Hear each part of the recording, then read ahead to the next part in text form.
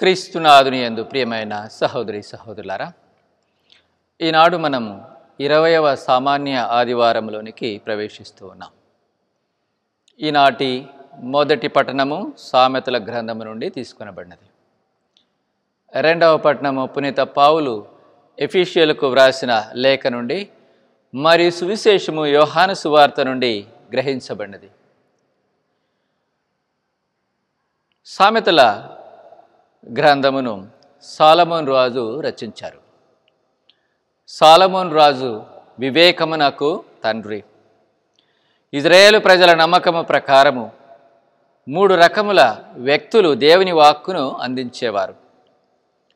యాజకులు చట్టాన్ని అందించారు, ప్రవక్తలు దర్శనాలను తెలియజేశారు, జ్ఞానులు పెద్దలు ప్రజలకు జీవిత రహస్యాలను బోధించేవారు.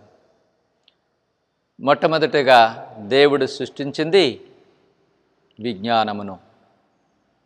సామెతలు 8వ వచనము 8వ అధ్యాయం 22వ వచనంలో, ప్రభు నన్ను ప్రప్రథమున సృజించెను, తాను పూర్వమే కలిగించిన అన్నిటిలోనూ నన్ను మొదట దానినిగా చేసెను, పుడమి కంటే ముందుగా నన్ను పుట్టించెను. విజ్ఞానమును స్త్రీగా వర్ణించబడినది. సొలొమోను జ్ఞాన గ్రంథము 6వ అధ్యాయం 14వ వచనములో, జ్ఞానము కోసము పెందలకడనే లేచి గాలించుము.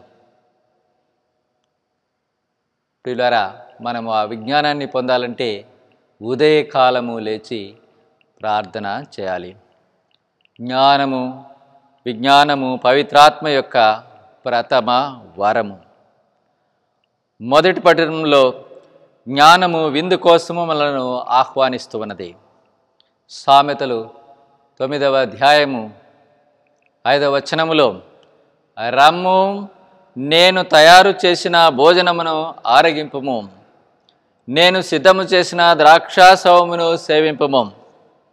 ఈ విందు జీవమునిచ్చే ఆహారము.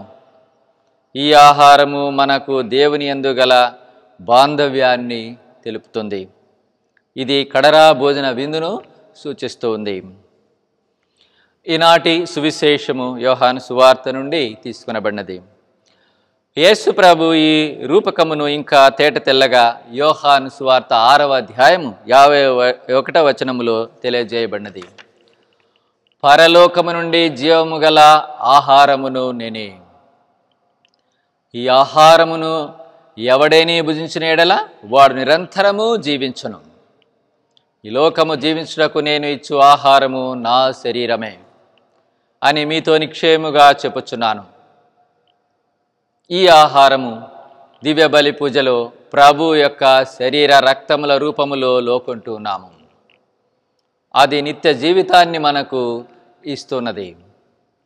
నిత్య జీవితము అనగా ఈ లోకములో ప్రభునితో ఉండే బాంధవ్యము.